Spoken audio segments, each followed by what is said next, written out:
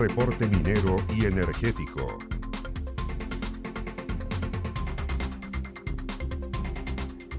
¿Cómo están? Comenzamos este nuevo capítulo de Reporte Minero y Energético. Las inversiones en minería en Chile se perfilan como cruciales para el crecimiento económico del país, con una demanda global en constante aumento de minerales como el cobre.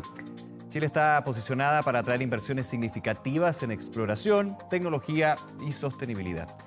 Es así como en 2022, Cochilco proyecta una cartera de proyectos mineros a 2031 de 73.655 millones de dólares, creciendo casi un 7% respecto a 2021. Sin embargo, luego de la inauguración de Quebrada Blanca, fase 2 de TEC, que comentábamos también en el programa, no se visualizan proyectos nuevos de esta envergadura en el horizonte nacional. Ahora, ¿esto se trata de un fenómeno local o estamos frente a una tendencia global? Vamos a analizar este escenario, para eso estaremos conversando con Cristian Cifuentes, analista senior del Centro de Estudios del Cobre y la Minería CESCO.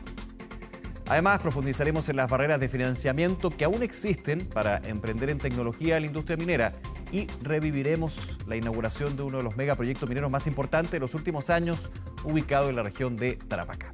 Y como cada semana, revisamos también las principales noticias de la industria minera y energética. Acompáñenos y comente el capítulo de hoy en ex Twitter, utilizando el hashtag Reporte Minero. Para el quinquenio 2022-2026, lo comentábamos, se espera que casi el 63% de la cartera de proyectos mineros de Cochilco se materialice en Chile, por un total de 46.323 millones de dólares, mientras que el remanente se invertirá entre el 2027 a 2031. Pese a estar en un escenario donde se proyecta un alza en la demanda de minerales clave para la transición energética, como el cobre o el litio, resulta bastante preocupante ver un estancamiento en la inversión minera. Esto es un fenómeno que se estaría repitiendo también en todo el mundo. Vamos a analizar este contexto. Ya estamos justamente con el analista senior de CESCO, Cristian Cifuentes. Cristian, un placer. Muchas gracias por acompañarnos aquí en el programa. Gracias a ti por la invitación. A ver, ¿está estancada la inversión y es un fenómeno local o a nivel planetario? Mira, primero hay que entender que hay una situación actual en donde en los diversos países se están definiendo ciertas políticas de minerales críticos donde pudiese uno pensar que eso impulsaría un desarrollo de proyectos en el mediano plazo. Pero también se ha observado, y lo que hemos observado nosotros como CESCO y que se ha estado dando vuelta en algunos análisis de inversionistas extranjeros, es que el sector de riesgo, que pone financiamiento al desarrollo de proyectos. Para la exploración en este caso. O incluso en minería. Hay que entender que el sector minero en sí es un sector de riesgo, de inversión de riesgo, no es un de retornos inmediatos. Largo plazo. Claro. Entonces, están muy preocupados porque ven una cierta focalización de esos fondos inversionales en otras cosas que tienen relación con la descarbonización. Auto eléctrico, inteligencia artificial, tecnología e innovación. Y han dejado de lado el sector de extracción de materias primas, particularmente.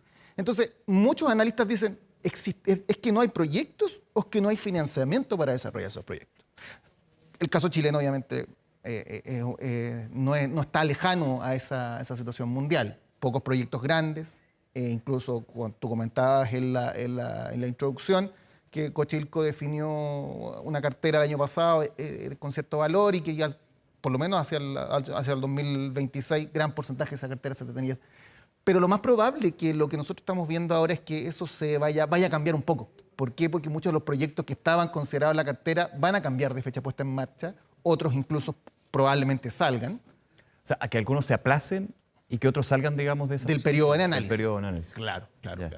Eso tampoco es positivo, para nada. No, para nada. Es bien negativo. Claro, pero el mercado del cobre particularmente funciona bajo una estructura de oferta y demanda. Entonces, obviamente, el precio reacciona a eso. Cuando hay falta de oferta y una alta demanda, reacciona fuertemente. Entonces, lo que podemos observar que algunas empresas particularmente están esperando cómo va a reaccionar el precio del commodity en el mediano plazo. Las expectativas eran muy altas, que ahora iba a crecer mucho y lo hemos visto descendiendo. Sí. 3, 4 años, algunos se aventuraban a hablar del superciclo, cosa que no fue tal. Claro, pero con precios que siguen siendo convenientes o exactamente, altos, claro, exactamente. Entonces, lo que se está viendo es que, si bien las empresas están siendo más cautelosas por un lado, es decir, mejor no tomemos la decisión ahora, esperemos un poco a ver cómo se estructura el mercado, una respuesta lenta de China, pero por otro lado también lo que te comentaba inicialmente, esta falta de financiamiento para el desarrollo de proyectos. Ya. ¿Desde dónde tiene que venir ese financiamiento? Mira, actualmente, y de hecho es un escenario similar a lo que ocurrió en el anterior superciclo, por así decirlo, las empresas cuando tienen problemas de capital recurren a las fusiones y adquisiciones.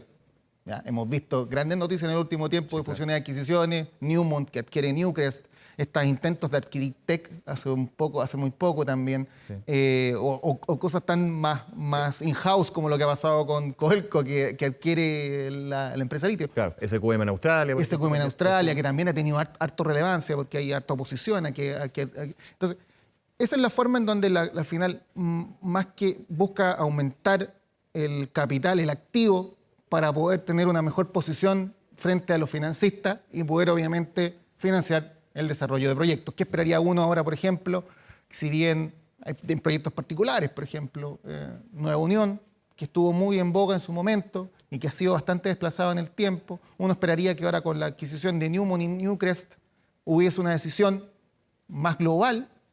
Hay que entender que Newmont viene adquiriendo empresas desde hace rato. Yeah. Adquiere a Goldcorp anteriormente, se compran, se queda con Nueva Unión acá. Entonces lo que uno esperaría ahora es que esta adquisición le permita dar una espalda financiera aún mayor para poder quizás empezar a concretar decisiones inversionales. Cristian, eso por el lado del financiamiento, pero desde otros factores que pueden incidir positivo o negativamente a los futuros proyectos de inversión, siempre se habla de este término, este concepto que se ha acuñado, a algunos les gusta, a otros no, la permisología. ¿Eso está también desde la mirada de los inversionistas afectando aquí en Chile que no aparezcan estos proyectos nuevos? Mira, hay un estudio que salió hace unos meses atrás de S&P, donde ellos comentan cuánto se demora, por ejemplo, en desarrollarse un proyecto, toda su vida útil, desde la exploración hasta los permisos, Perfecto. la decisión inversional. El promedio mundial es de 15 años, Ya. 15,7 años aproximadamente. Chile está en un promedio de 17 aproximadamente, No está entre lejos. la exploración y el desarrollo del proyecto. Pero claro, lo que se ha convertido en una piedra, entre comillas, de tope en el desarrollo rápido y efectivo de los proyectos, quizás pueden ser el tema de los permisos. Desde la sensación o el estar atento a ver qué va a pasar, digamos, ¿no? Claro, O sea, pero... el gobierno ha señalado de que se va a buscar justamente ir reduciendo los tiempos, pero no así reducir también lo que es la fiscalización y la necesidad en términos medioambientales o relación con la comunidad. No hay que confundir con la Distinto. eficacia del proceso a la eficiencia. Eficiencia con la eficacia. Claro, entonces, o sea, es una espectacular señal del presidente que diga vamos a focalizarnos en cuáles son los cuellos de botella de los procesos de permiso. Pero no es una realidad exclusiva de Chile. En Estados Unidos, por ejemplo, actualmente han habido muchas cartas hacia la Casa Blanca indicando la necesidad de acelerar los proyectos. Ellos calculan que proyectos industriales se están demorando entre 4 a 5 años solamente en obtener permisos ambientales para poder desarrollarse. Claro. Entonces no es una realidad muy lejana, es una realidad bastante latente. En Europa, sobre todo, por ejemplo, aquí, si bien Perú ha acelerado un poco el tema de la obtención de permiso, lo mismo que está pasando con Argentina, pero igual son procesos bastante engorrosos en ciertos problemas si el inversionista es nuevo, sobre todo, y no conoce la estructura de los países. Y Chile no ha estado exento. En tema de permiso se viene trabajando desde el segundo gobierno de Michelle Bachelet, el principio del segundo gobierno del presidente Piñera, y se hizo un análisis en su momento, estuvo involucrada la Comisión Chilena del Cobre, estuvo involucrado en muchos servicios, se hallaron algunos cuellos de botella, se creó la famosa OGP en su momento para poder tratar de acelerar ese desarrollo de proyectos, pero todavía esto no ha cuajado completamente. Y esta señal que está dando el gobierno de decir, sí, vamos a acelerar porque creemos que es una prioridad, es importante y obviamente también encaja perfectamente con alguna otra estrategia de desarrollo productivo que está teniendo el país también actualmente, litio, fundiciones, Claro. etc. Cristian, en términos de esos proyectos o la búsqueda de proyectos nuevos, uno siempre se queda en los grandes proyectos. Claro. Hay proyectos quizás de mediana envergadura, podríamos decir, no sé si el concepto es correcto, que podrían de alguna manera ir apuntalando esta situación? Pienso, por ejemplo, en la experiencia de otros países con las mineras junior, con el levantamiento de capital a través de el mercado los mercados financieros. Ya hay una experiencia incipiente pero relevante que se está dando en Chile, hace poquito solamente. Correcto. Mira, Pensando en la exploración, pero también en otros aspectos. Mira, hay un paradigma muy antiguo en el sector minero que dice que el tema del desarrollo de grandes proyectos se acoge a las teorías de economías de escala. Obviamente tú desarrollas grandes proyectos y puedes sustentar economías de escala. Pero ¿qué es lo que se ha observado en el último tiempo? Que estos grandes proyectos, estos grandes megaproyectos al final se han vuelto más riesgosos también. Porque hay algunos temas estructurales, quizás si bien sí, el tema de que tú estás de esa, no sé, pues, incertidumbre política en los países puede ser un tema, pero hay una base estructural que también han encontrado muchas empresas de ingeniería en donde dicen que los principales problemas subyacen en las partes iniciales del desarrollo de proyectos. Ya. Entonces eso, incluso algunos, McKinsey el año 2019 hablaba de que solamente el 20% de los proyectos que se desarrollan finalmente mantienen los mismos presupuestos inversionales que en su factibilidad. El 20%. El 20% de una cartera mundial de más de 100.000 millones de dólares. Me imagino que el resto sube los presupuestos. Claro, exactamente. Y los costos. Exacto. Y eso ha cambiado un poco el paradigma que ha hecho que algunos inversionistas o algunos expertos en el tema digan, miremos entonces las operaciones más pequeñas. Operaciones pequeñas que es más fácil modularmente hablando desarrollarlas y aumentarlas su capacidad quizá en el tiempo. Ya. Y que permitan acelerar, claro, y que permitan con inversiones mucho más reducidas, con un impacto mucho más reducido también, con quizá una aceptación un poco mejor que un megaproyecto por parte de la comunidad. Por ende, menor riesgo. Claro, disminuyes un poco el riesgo y puedes acelerar el desarrollo de iniciativas mineras. Ya. Pero, ¿cuál es el problema que existe ahí? Si bien, claro, de hecho, ha habido un mensaje muy latente en el último tiempo en la industria, donde por lo menos en el sector público decía, impulsemos el sector de la mediana minería porque creemos que es un sector que puede ser pujante, puede dar un impulso importante. Pero ¿qué pasa? Que lo que nosotros hemos, por lo menos, escuchado de entrevistas con medianas mineras, ¿no? Que se les está complicando la obtención de financiamiento. ¿Por qué? Porque ellos no tienen los mismos estándares, por ejemplo, estándares ESG que una gran minera, que pudo haber desarrollado competencias internas e invertido para poder desarrollar competencias internas. Las medianas no las tienen.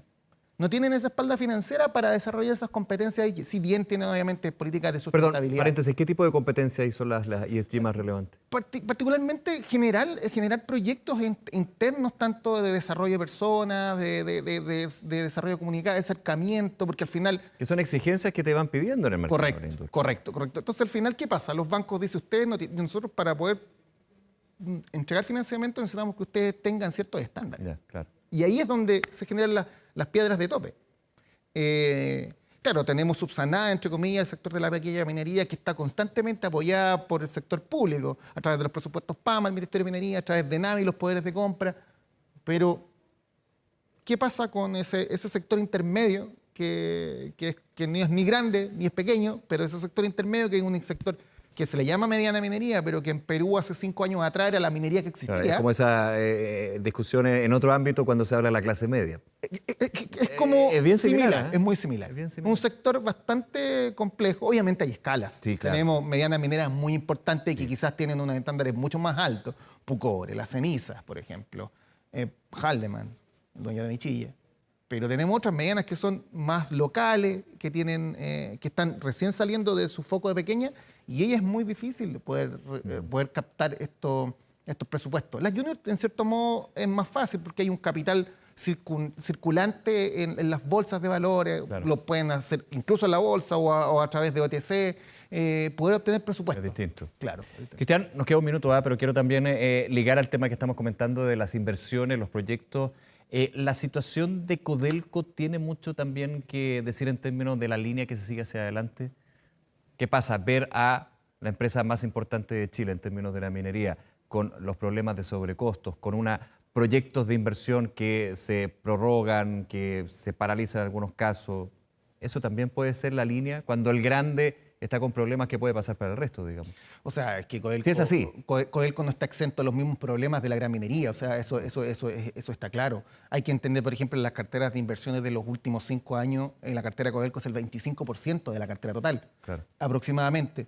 Pero Codelco es una empresa, si bien es una empresa del Estado, que genera un aporte directo al Estado, a todos los chilenos. Juega con las mismas reglas. Juega con las mismas reglas de la gran minería. Y eso, en cierto modo, también es complejo, porque también tiene los mismos desafíos. Tiene los mismos desafíos, las mismas complejidades. En materia de desarrollo de proyectos no es distinto al sector de la minería, si bien sí es distinto en el sentido de la obtención de presupuestos, claro. Porque ellos no tienen disponibilidad de presupuestos como las grandes mineras, presupuestos internos. La inyección de capital es distinta. De poder utilizar sus mismos ingresos. Claro, de hecho tienen que entregar los excedentes. Exacto. Y esa es la complejidad que quizás pueden diferenciar un poco a Codelco, que por lo tanto lo pueden presionar más. Claro. Cristian Cifuentes, ha sido un placer, muchísimas gracias, muy interesante. Vamos a estar conversando bien seguido sobre este y otros temas. Que te vaya muy bien. Muchas gracias a ti. Nos vemos, cuídate. Nos vemos. Y SQM ha contribuido a entregar soluciones para el progreso humano. Sus productos son esenciales para la industria de la salud, alimentación, tecnología y la generación de energías limpias que mueven al mundo. Hacemos una pausa, ya regresamos con más de Reporte Minero y Energético.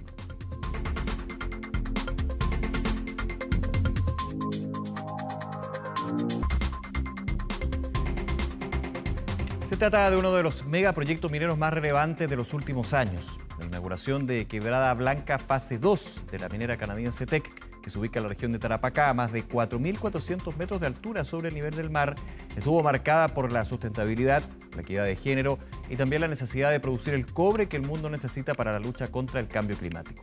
Conocemos los detalles de la inauguración en la siguiente.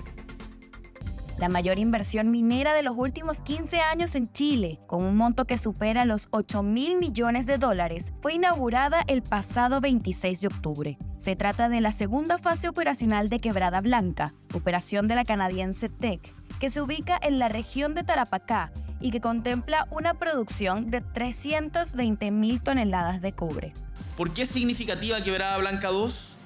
Porque no solamente van a permitir avanzar a Chile con nuestras metas de producción de cobre, sino también impulsan el crecimiento económico, genera miles de empleos, muchísimos de ellos empleos locales para Tarapacá, trae beneficios tangibles a la región y aporta desde esta zona a la transición energética mundial. Hoy hemos querido centrarnos en este concepto que hemos llamado el pulso de la tierra, para graficar de esa forma una dimensión mucho más amplia y trascendente de nuestra actividad. Porque cuando hacemos minería y cuando hablamos de minería, no solo estamos hablando de cobre, de procesos técnicos o de las oportunidades laborales que crea, que son muy importantes, pero cuando hablamos de minería también estamos hablando del territorio, de la cultura, del pasado y del futuro. Desde Teck esperan que esta operación se convierta en un futuro en una de las 5 principales operaciones de cobre del mundo. Para su funcionamiento, Quebrada Blanca 2 incorporó el primer uso a gran escala de agua de mar desalinizada para la minería en Tarapacá, además de utilizar un 100% de energía renovable para las operaciones en 2025.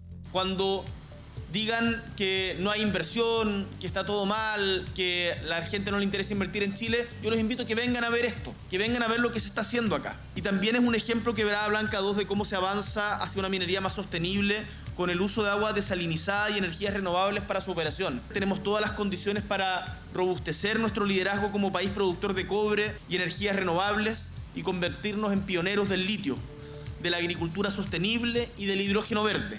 Si bien el proyecto se ubica a 4.400 metros de altura en la región de Tarapacá, el centro de operaciones está a 1.700 kilómetros de distancia en Las Condes, Santiago. Para lograr esto, la compañía lo realizó de la mano con la multinacional tecnológica sueco-suiza ABB, que le permitió convertirse en una de las primeras mineras en el mundo en poder ser operadas remotamente, completamente desde la mina hasta el puerto. Realmente aquí hay todo un desafío tecnológico y además que fue un proyecto que desarrollamos en plena pandemia, donde toda la gente estuvo en sus hogares trabajando y configurando un proyecto y haciendo pruebas remotas. Yo creo que eso fue súper importante, cómo AE enfrentó la pandemia con toda su tecnología y su gente. Además de los factores tecnológicos y ambientales, la dotación de trabajadores y trabajadoras de Quebrada Blanca 2 alcanza las 3.000 personas, de las que el 30% son mujeres. TEC tiene una transformación cultural con enfoque de género desde el año 2016, ha avanzado progresivamente con distintos proyectos, uno de ellos ha sido la sensibilización de todo su equipo de trabajo, también todas las personas que van ingresando al proyecto tienen que pasar por una inducción. Adicionalmente, el año pasado se instalaron centros de género e inclusión, donde hay especialistas que son psicólogas, que han tenido formación en atención de prevención de acoso sexual, laboral y maltrato, donde entrenan a todo el personal en la parte preventiva y adicionalmente están orientando, dando contención y orientación a las personas que puedan vivir alguna experiencia o tengan dudas en relación a lo mismo. Se trata de un sector estratégico para la industria minera y para diversificar la economía nacional, pero aún existen importantes barreras de acceso a financiamiento para los emprendedores mineros de base tecnológica en Chile. Al tratarse de innovaciones caras y de largo plazo, ¿cómo pasamos de exportar minerales a exportar minería? Lo revisamos. En Chile, los proveedores de base tecnológica se han convertido en un sector clave para el futuro de la industria minera. Sin embargo, expertos y expertas en el sector han identificado desafíos significativos en el acceso al financiamiento necesario para impulsar el desarrollo tecnológico en esta área y pasar de exportar minerales a exportar minería. Lamentablemente, una de las grandes dificultades que tiene el ecosistema innovador, emprendedor local, son los mecanismos de financiamiento. Innovar en minería es caro porque es de largo plazo. El desarrollo minero se demora muchos años, 4, 5, 8, hasta 10 años en desarrollar una tecnología para que esté en condiciones de usarse y desarrollarse en la minería. Y ese desarrollo, hoy día, los emprendedores lamentablemente tienen pocas líneas de financiamiento, pocos mecanismos. Tenemos a través de la NID buenos financiamientos, razonables financiamientos en las etapas iniciales. Después tenemos más adelante financiamientos para llevar adelante las innovaciones a sus escalas industriales, pero en el medio no tenemos un modelo de financiamiento para los pilotajes. Los pilotajes industriales en estas industrias de energía o minería son muy caros y todavía tienen algo de incertidumbre tecnológica. De 2010, la inversión en investigación y desarrollo en Chile representa solo el 0,3% del PIB, en comparación con el promedio del 2,4% de los países de la OCDE. Pese a esto, se observa un aumento del 10% en la inversión por parte de las empresas y de las instituciones privadas sin fines de lucro. En Chile hay más de 8.000 proveedores de la minería.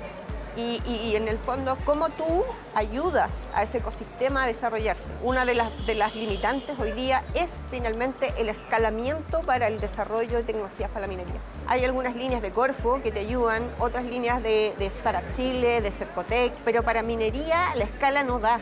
La escala no da porque innovar en minería podría ser de $500.000, $1 millón, $10 millones y no hay líneas de financiamiento que lleguen a ese nivel. Están apareciendo algunos fondos de inversión en Chile para minería, sin embargo tenemos mucho que mejorar y que avanzar ahí. Hemos escuchado diversos casos donde, por ejemplo, se realizan o se desarrollan bioreactivos, incluso basados en residuos del territorio, y son muy valiosos, tienen un gran desempeño y a veces tienen una piedra de tope en cuánto se puede producir. Y el cuánto se puede producir justamente viene por temas de inversión y también por las materias primas de ellos. Entonces, ahí hay una tremenda brecha y sobre todo para las tecnologías cuando están avanzando también después del pilotaje, también hay una brecha importante. Desde el ecosistema innovador minero se están trabajando propuestas para superar este desafío, incluida la creación de un fondo contingente que podría estimular la inversión y la innovación en el sector minero, contribuyendo así a su crecimiento y competitividad a nivel internacional. El aumento de inversión debe estar con políticas mucho más directas. Si queremos más tecnología puesta en minería o en cualquier otra industria, en los proveedores de bases científicos tecnológicos. Son los fondos de inversión los que realmente capitalizan o invierten en estas empresas para hacerlas crecer, no solo en el mundo minero, sino que también en su internacionalización. Y por eso que el programa, por ejemplo, poner foco en los scale-ups es súper importante, porque se hace más atractivo una empresa en ese estado para los fondos de inversión.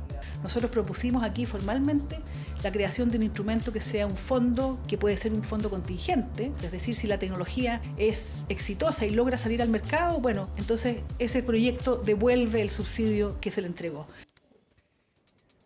Luego de anunciarnos previamente a fines de julio, finalmente esta semana, la estatal Codelco y la empresa minera Río Tinto formalizaron en Japón su asociación en Agua de la Falda S.A., yacimiento en que van a realizar trabajos para explorar y desarrollar un proyecto de cobre en la región de Atacama.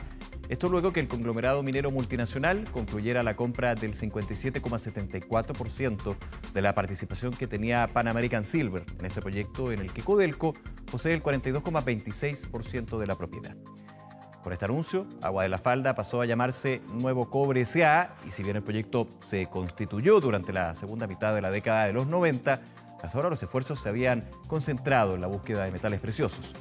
Pero hoy ambas empresas han identificado un potencial interesante en yacimientos de cobre, que será el objetivo principal de Nuevo Cobre.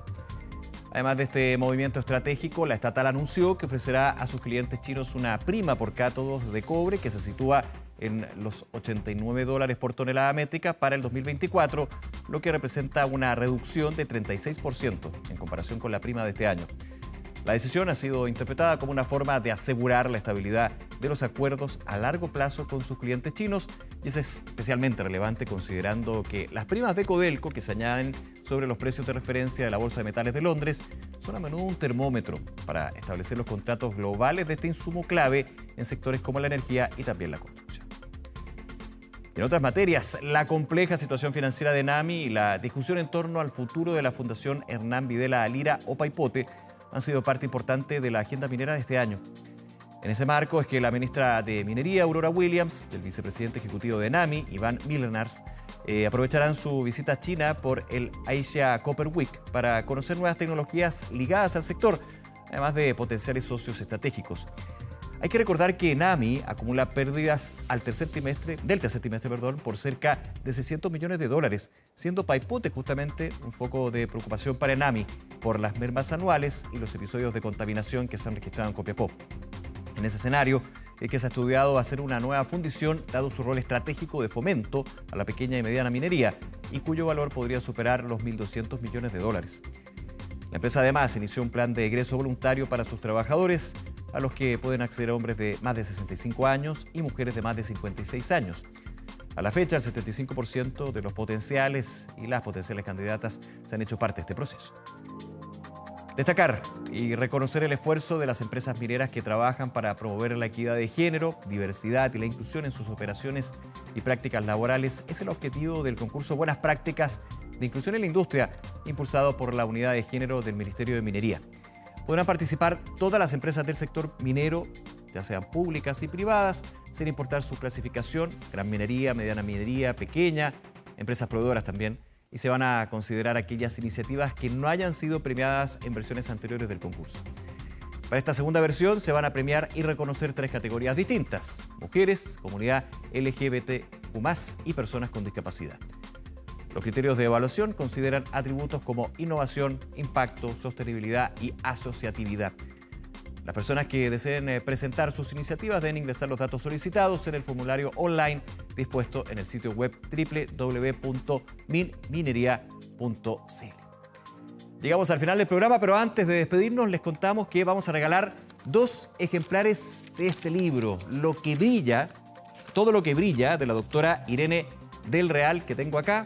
Economía y Minerales. Ella es académica de la Universidad Austral, Irene del Real, así que los invitamos a conocer los detalles a través de nuestra cuenta de Instagram de Reporte Minero. Por supuesto, todos los contenidos también en nuestro portal reporteminero.cl y también en 24horas.cl. Será hasta la próxima. Que estén muy bien. Nos vemos. Chao.